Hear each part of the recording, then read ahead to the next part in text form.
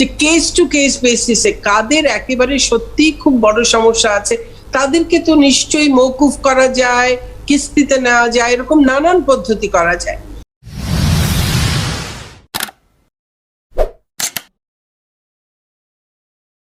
দেখুন, সরকার যে প্রণোদনার ব্যবস্থা করেছে, আমি বেসরকারি শিক্ষা প্রতিষ্ঠানগুলো যখন আমার সঙ্গে কথা বলতে এসেছে নানান পর্যায়ে, আমি কিন্তু তাদেরকে বলেছি যে তাদের পক্ষে এই বিষয়টা কিন্তু অধিকাংশ ক্ষেত্রে প্রযোজ্য বেসরকারি সেই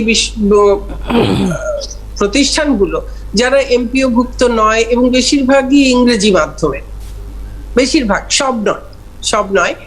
তো তাদেরকে কিন্তু বলেছি তারা এই প্রণোদনার জন্য তারা আবেদন করতে পারেন এবং এই প্রণোদনা পাওয়ার জন্য তারা যদি তাদের যোগ্যতা দেখাতে পারেন নিশ্চয়ই তারা সেই প্রণোদনা পাবেন। আচ্ছা আচ্ছা, সেক্ষেত্রে আসলে স্কুল কর্তৃপক্ষকে উদ্যোগী হতে হবে, তাই তো? জি অবশ্যই, কারণ তাদের যদি আর্থিক সমস্যা দেখা দেয় তাহলে তো তাদের সমস্ত হিসাব নিকাশ, মানে আর্থিক সমস্যাটার চাপটা গিয়ে পড়ছে মাননীয় মন্ত্রী অভিভাবকদের উপর, সেটি বোধহয় অভিভাবকরা বলতে চাচ্ছেন। দেখুন অভিভাবকদের, হ্যাঁ এটা ঠিক যে অনেকেই হয়তো এই সময় চাকরি হারিয়েছেন, অনেকে এই সময় ব্যবসায় মন্দা যাচ্ছে, হ্যাঁ, কিন্তু সকলের তো নয়। একটা বিরাট সংখ্যক তো আছেন যারা ধরুন সরকারি কর্মকর্তা, তাদের কারো আয় রোজগার কমেনি। অনেক ব্যবসায়ী আছেন যাদের আয় রোজগার বৃদ্ধি পেয়েছে। অনেকেই আছেন মানে যারা একেবারে সরাসরি স্বাস্থ্য সেবার নানান জিনিসের সঙ্গে, উপকরণের সঙ্গে জড়িত।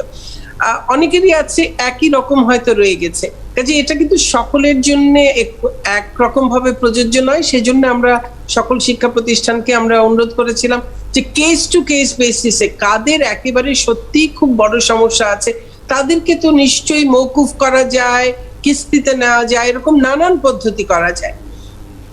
কাজেই অনেক জায়গায় সেগুলো কিন্তু হয়েছে, হয়নি তা নয়। তারপরও কোনো শিক্ষা প্রতিষ্ঠান হয়তো অমানবিক আচরণ করেছে, আবার কোথাও অভিভাবকরাও খুব অযৌক্তিক দাবি করেছেন, যেখানে তাদের আয় রোজগার কমেনি সেখানেও বলেছেন সবার জন্য গড়পড়তা এটি 50 ভাগ কমিয়ে দিতে হবে বা কিছু। এর কোনোটি আসলে যুক্তিসঙ্গত নয়। আর যেহেতু আমাদের এত ধরনের শিক্ষা প্রতিষ্ঠান, এত ধরনের তার বেতন ব্যবস্থা, কাজে সে কারণে কেস টু কেস বেসিস এবং অভিভাবকদেরও যেহেতু সবার অবস্থা এক নয়, কাজে কেস টু কেস বেসিসে বিবেচনা করা এবং মানবিকতা বোধ নিয়ে সেই বিবেচনা করা, সেটি হচ্ছে সর্বোত্তম পন্থা। এবং সেই জন্য আমরা বলেছিলাম, অনুরোধ করেছি, কেউ মেনেছে, কেউ হয়তো মানেনি।